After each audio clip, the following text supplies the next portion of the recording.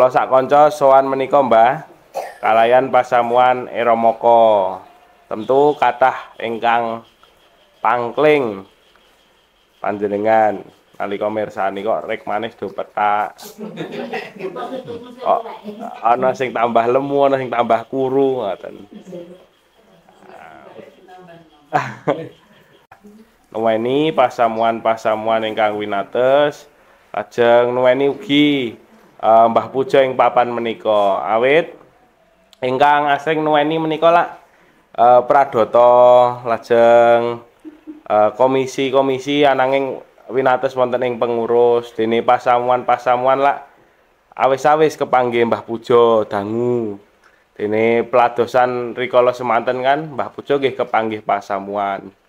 Asring malah kepara. Nah, mila patuwen ing sonten menika dados pepemut panyuraos bernostalgia klangenan tumraping para pasamuan dhateng Mbah Puja minangka pelados wonten ing satengahing pasamuan nalika jaman semanten. Mbah Puja tasih kiyat sehat lan sakmenika ugi tasih kiyat lan sehat sinau sampun sepuh. Yuswane pinten, Mbah? Kawan dosa 3. Kawan dosa 3. Baca itu. Niku kawan dosa 3 niku saknyatane dereng nyang-nyangan.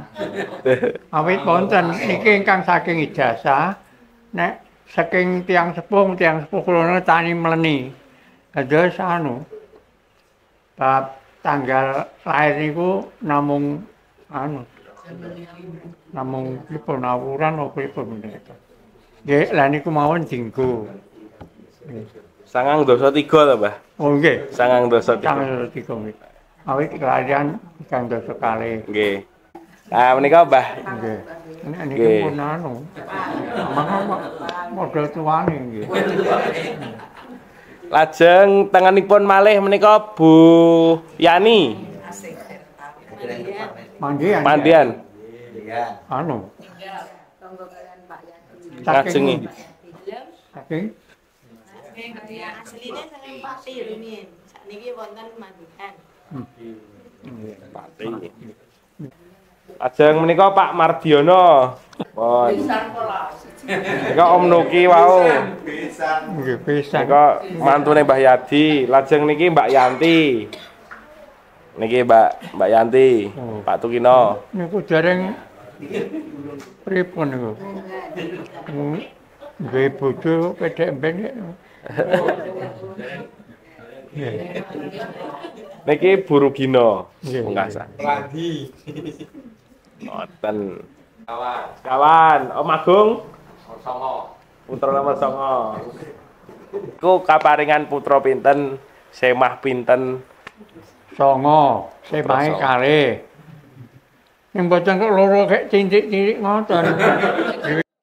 Sing dhisik kapundhut ada nomor 2 niku. Nggih. Ora dini-dini. Semah setunggal niku kaparingan putra sinten mawon, Mbah? Setunggal jenenge? Nggih, asmane. Engko wakil ya kena. Nggih, Bu Yayu sing kula apal. Solo. Nggih. Loro. Ani apa-apa. Sing sepuh-sepuh. Dipun paringi. Nggih panjungane mau sedaya. Amin. Menawa sageta kelampan kanthi sae. Nggih. Nika panyuwunan mekaten. Klebet ugi nggih kangge anak kula piyambak ingkang dereng payu menika nggih mugi-mugi mbok menika Gusti Allah paringke nggih kanthi panyuwunan. Nah, pangandika wau ngendikaken ing lakumu wenana menapa? Nggih, ngerti daten Gusti Allah. Nggih, leres nggih. Ingkang seru, Bu. Mangke kula nggih, ingkang seru. Ingkang seru. Nggih. Niku panjenengane Pak. Ya, nggih. sak laku-lakumu ngakono marang panjenengane. Dadi kula sedaya nggih bungao susah kudu ingat kalian Gusti Allah itu wis dadi dawuhe. Terus dawuhe Gusti Allah mengatakan niku. Wong niku ora mung bunga wae, susah niku sok teko sak tengah brayat. Maune sok kelampahan mbok menawi brayat maune rukun apik nggih, mam bareng kok terus untek rame engkel-engkelan niku nggih mboten kirang wonten mriku. Langkung-langkung menawi salah sisi engkel nggih. Sok nyedhi nggih niku nggih. Sok kelampahan ngaten napa ngalami niku kok sampeyan niku apa rumangsa engkel piye? Nggih. Nggih. Menika mekaten lajeng saklajengipun yen pun kula lan panjenengan menika dados kagungane Gusti niku nggih senajan kesusahan kaya napa ampun ngantos pedhot. Ora kengetan Ayub nggih. Nggih niku misuwur Ayub. Ayub niku wong mursyid. Sing sugih ya, anake dosa. Anake wis dosa. Opewane wetong ewon nggih, kathah sanget. Lah wonten niku awit setan sing ngrusaki aja daya menika ical sak dinten ngantos dumugi anak dosa mereka ical. Lah Ayub gandeng wong mursyid nggih. Barang-barang idane paring Gusti Allah. Lha anak sing disenengi saben dinten. Mriku Ayub ngendika kados pundi? Nggih. Udo babu. Ya, matur saka katane ibuku lan yo udo nggonku bakal bali mrono. Alami sing kaya mengkono. Nggih. Ning Ayub tetep gundilan. Mula kalau tetep nggadahi dhateng sinten? Dhateng Gusti Allah. Gusti Allah nggih nggadahi dhateng kula lan panjenengan sedaya. Sampun nginten lho nek kula niku mboten enten ing duwe. Nek namung tumindak sak karepe dhewe niku jane kirang prayogi nggih. Ya, mindak manut dawuhe Gusti niki wonten mriki mengke Pak Pendhita wis bola-bali njamoni niku mengke nek kula dhewe ngoten. Nggih. Bab ngandika pungkasane ing mriku anggenipun napa ngadepi kados yang kathah ingkang sami nandhang ribet menika ing mriku lajeng ngraosaken ing kala mangsa nggih ana menggoke merga kala mangsa ki senajan sumbere sok enek ning sok kekurangan nggih wonten nggih tembakan apik ning sisi apik niku estanipun mila kula aturi ingat bilih Gusti Allah kuwi ana lho. Nek arep adul tanggane Gusti Allah ki ana lho. Saya anek pikirane kudu ngono. Nek Gusti Yesus ki ana lho, mulangake lho. Terus menika mriki atine namung mratelaken bilih Gusti Allah menika wonten. Yo nyong diparanku mesti ana uga. Indur kelingan pitung 100 dinten. Pitung dosa ganjar. Nggih ning gunung wah ning arep. Kok njopo dikidung sedilo. Barin ngangkat 107 dosa gangsal. KPJ.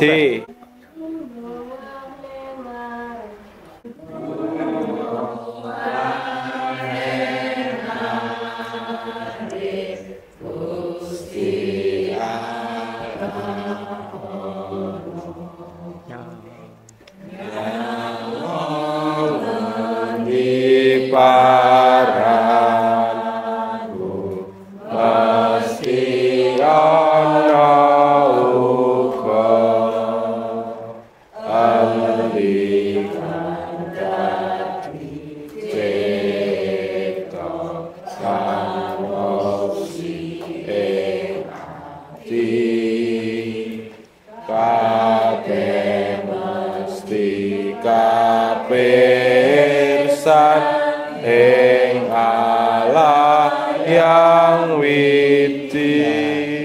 digandengke kaya ayat tau cocok banget nggih. Tentu nalika Mbah Pujo lelados jaman semanten kathah pakaryanipun Gusti ingkang kelampahan wonten ing satengahing pasamuan. Mila nggih panyuraosipun niku wau ingkang dipun ngendikaaken ulanganipun. Dadi pendhita niku boten gampil. Apa meneh ngadepi pasamuane Rama nggih. Meram-meramke. Mboten ngengkel. Mboten ning pripun, Mbah? Iya sae. Oh, sae. Bela sae. Mugi dados sanguning pasamuan kula wentah sadaya pasamuan kalebet pradataning pasamuan. Menika sami ngrimati sesambetanipun dua arah. Nah, dene sakderengipun pamit mangke kula badhe ndedonga lajeng bibar ndedonga foto sesarengan nggih, Mbah. Nggih, Bapak Ibu, monggo kita pungkasi wonten ing pandonga sakderengipun kula lan panjenengan nglajengaken patuhen dhateng pasamuane Ramaka. Kita nunggiling pandonga. Aturaken panuwun Duh Gusti awit sih berkah paduka ingkang dayani kawula sedaya. Estu mirengaken pakaryan paduka ingkang kelampahan nalika simbah kawula kinasih Pendhita Emeritus Pujo Susanto lelados wonten ing satengahing pasamuan GKJ Wuryantara jaman semanten dalah kalebet pasamuan GKJ Bahtera Kasih sakmenika. Mila pakaryan menika ugi dados panyuraos tumraping kawula sak kanca pasamuan nalika kawula sami kula wentah gesang peladosan sarengan. Tentu sansaya semangat, sansaya ngrembaka prayogi wonten ing tuwuhing pasamuan paduka wonten ing GKJ Bahtera Kasih. Temtengah kawula tentu lestantuna nyata nalika kawula saged pepanggihan ing kawilujengan saking paduka kemawon. Dene Mbah Pujo ingkang wonten ing papan menika ingkang badhe kawula tilar. Awit kawula badhe nglajengaken peladosan mugi paduka ayomi lan paduka kanthi dalah reksa. Pangrimating para anak putu wayah tentu nuwuhaken kabingahan tumrap Mbah Pujo wonten ing papan menika menawi menika lestantun lan saged dados kabingahan ugi menawi dipun wucalaken wonten ing anak putu wayah wonten ing satengahing pasamuan. Mila keparenga pandonga menika tansah paduka tumantukaken berkah saking paduka. Panyuwunan menika estu namung kawula unjukaken ing ngarsa paduka tinambaran wonten ing setunggal asma dalem Gusti kawula Yesus Kristus putra tanganting Gusti Allah. Hosiana. Amin.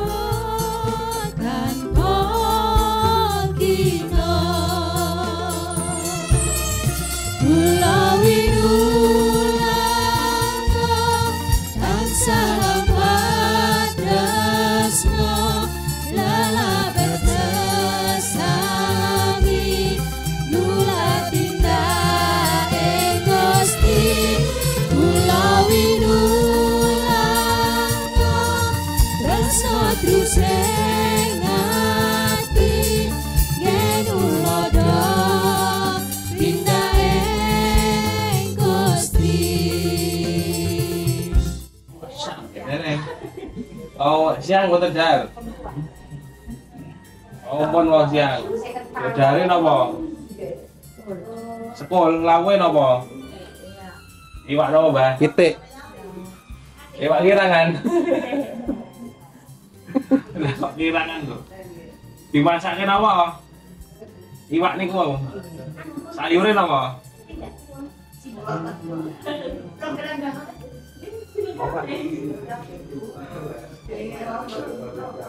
Oh, boten nggih sayur.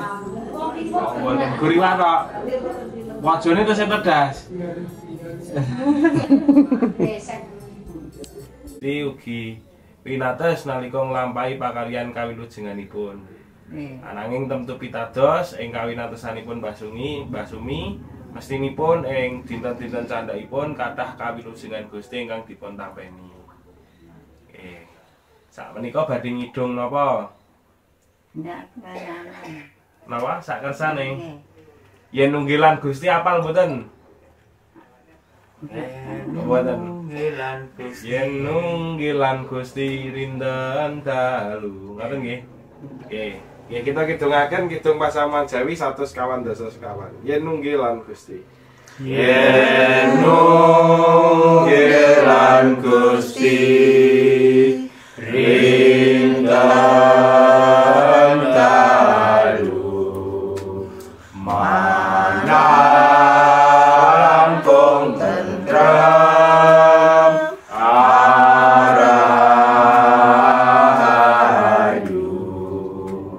kula ngantos Gusti siang layan ratri nyuwun kados Gusti mengkari. Nggih. Ndedonga nggih, Mbah? Nggih. Nggih, monggo kita nunggiling pandonga. Padintenan ingkang paduka keparengaken kangge dipun lampahi. Nyuwun berkah wonten ing ladosan padintenan ingkang katindakaken dening para anak peparing paduka ing papan menika menapa dening papan-papan sanesipun. Mugi nuwuhaken daya kakiyatan dalah daya karosan ingkang tansah tumantuk nyata dipun raosaken kang tiyang sepuh ingkang winates menika Simbah Sumi. Mugi lestantuna nyata nalika ndonga menika saged tumantuk awit katanggel wonten ing setunggal asma dalem Gusti kawula Yesus Kristus putra tanganing Gusti Allah. Amin. Amin. Mekaten Mbah Sumi. Nggih. Lajengan kula sak kanca nyuwun pamit nggih. Nggih.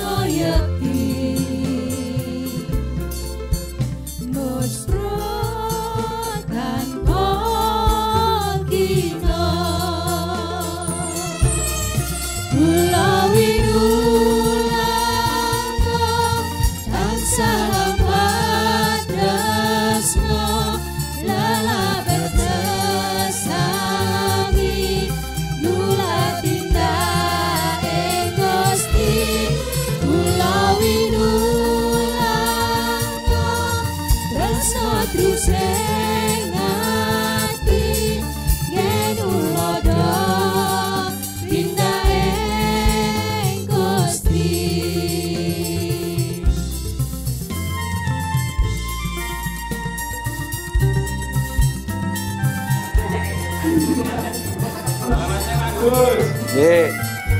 Bang, Bang. Ayo. Kula sitat. Gus. Orang Johor. Pak Thomas Paidi. Nggih, leres. Wah, besek punan. Dalam. Kalih. Nggih.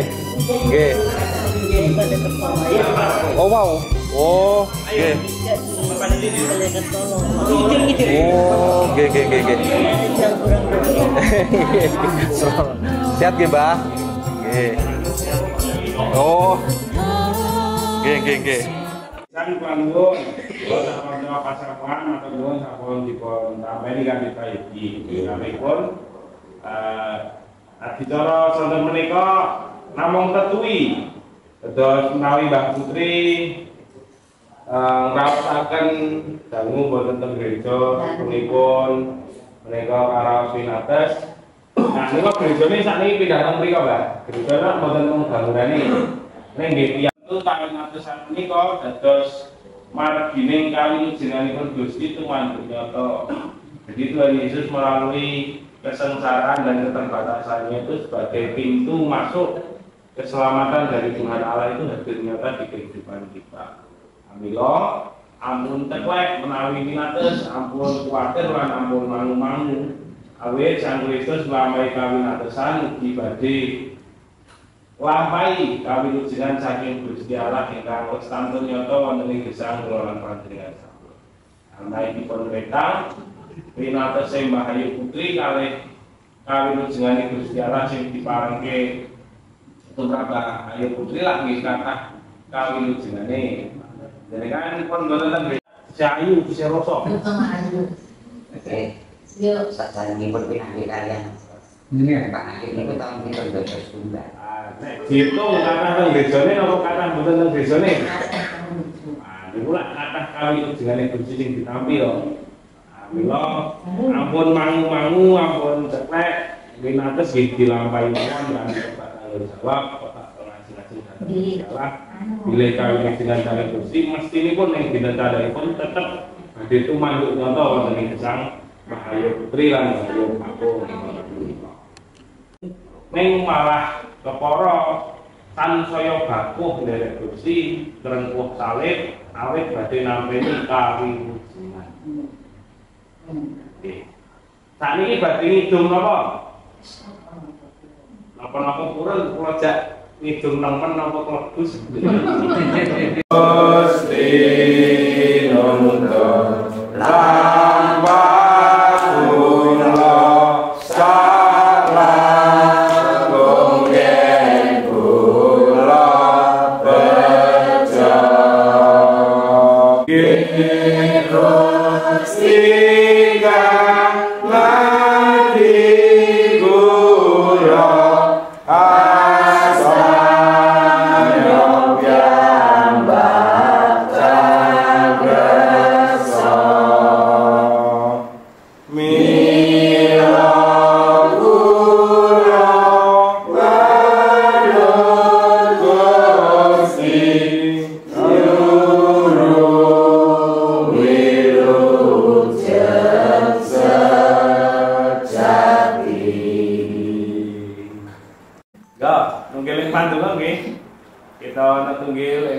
sarengan sawan marang wonten ing kasotan Gusti. Kawula pitados bilih paduka nuntun nelampahan kawula ing donya menika. Kalebet paduka ugi nuntun rimati lelampahan brayat menika brayat Pak Ayub Sutio ingkang tansah binerkahan wonten ing kawilujengan saking paduka. Sinaksa Mbah Putri, Mbah Ayu Putri menika nemani kawinatesan ing wadhahipun sacara jasmani. Ananging kawula pitados proses pemulihan ingkang dipun budidaya dening brayat dalah Mbah Ayu Kakung menika mugi nuwuhaken kawilujengan lan kasarasan urip ing dinten sadaya. Serahaken Mbah Ayu Kakung Putri wonten ing pangpeh paduka. Sih katresnan lan sih rahmat paduka mugi kababar wonten ing Sang Kristus Yesus putra tanganing Gusti Allah. Kawula ndedonga. Amin. Kula nyuwun pamit nggih, Mbah. Donga dinunga ing daya kawontenan ing pepanggihan nalika Gusti ngaparengaken wekdal kangge inggih. Matur suwun,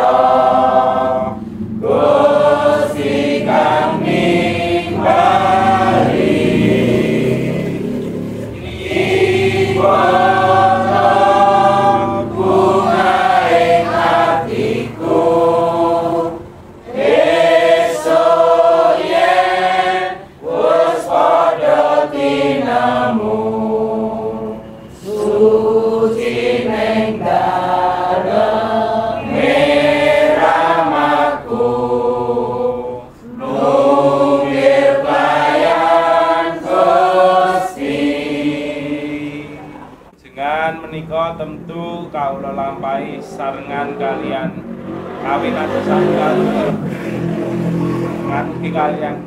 kawin atusan lan kasangsaranipun Kang Putra Paduka Gusti Yesus Kristus. Bila parenga kaula tansah ngemot-emot katresnan paduka ingkang lumintu nyata tumanduk wonten ing gesang kaula sak. Wong langkung nalika katresnan paduka kaula raosaken tambah nyata wonten ing gesangipun Mbah Sikam kakung lan putri ing papan menika ingkang winates acara wadah jasmaninipun ananging ugi wonten ing kawinatesan paduka boten negakaken malah kepara krimati srana para anak paring paduka ingkang tansah mranata jadwal pakaryanipun kangge netunggil ing papan menika wonten ing Sang Kristus kaula nyuwun. Amin. Kula winulanga tansah tresna lelapet sestawi nuladinda ing Gusti. Kula winulanga tresna terus ing ati Denulada tindake Gusti.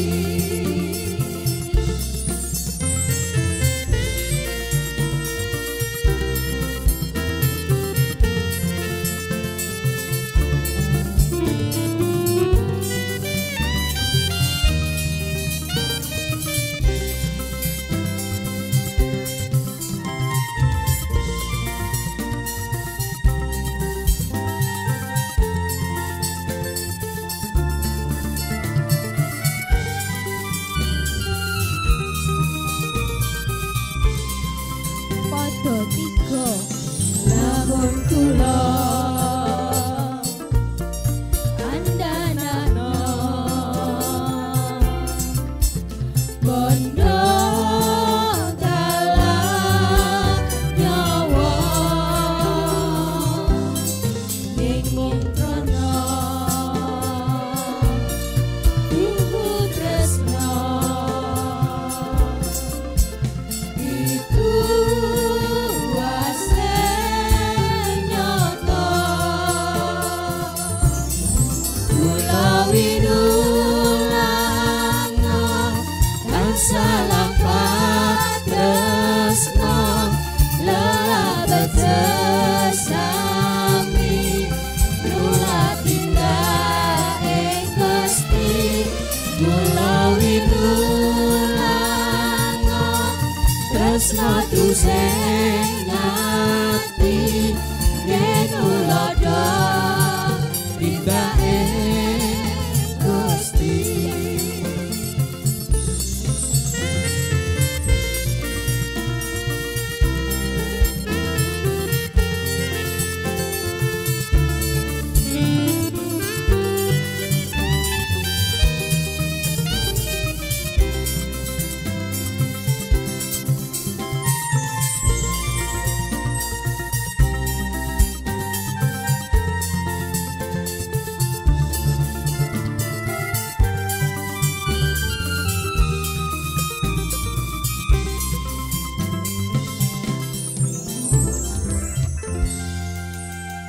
Luar biasa.